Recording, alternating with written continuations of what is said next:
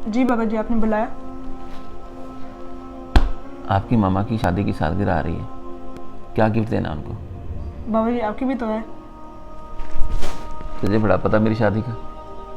कितने साल हो गया पता है आपको? जी बाबा जी, 14 साल। माशाल्लाह। आपकी एज कितनी है? 13 साल बाबा जी। 13 साल, माशाल्लाह जवान हो गया। जी।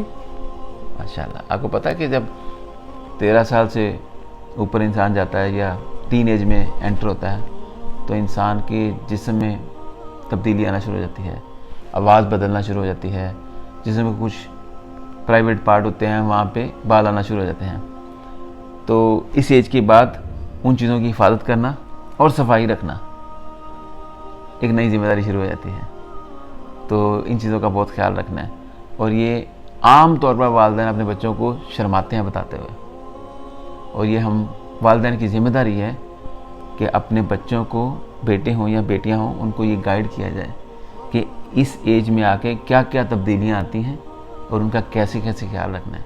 क्योंकि ये इंसान बड़ा होने के साथ साथ सीख तो जाता है बाहर से, इधर उधर से, लेकिन वो अच्छा भी हो सकता है और बुरा भी हो सकता है, लेकिन वालिदैन जो बताते हैं वो हमेशा अच्छा होता है। तो आपने इन चीज़ों का ख्याल रखना है। जी बाबा। ठीक है बेटा, चलो जाओ, जाके सब के साथ बैठ के मशवरा करो कि मामा को क्या गिफ्ट लेके देना।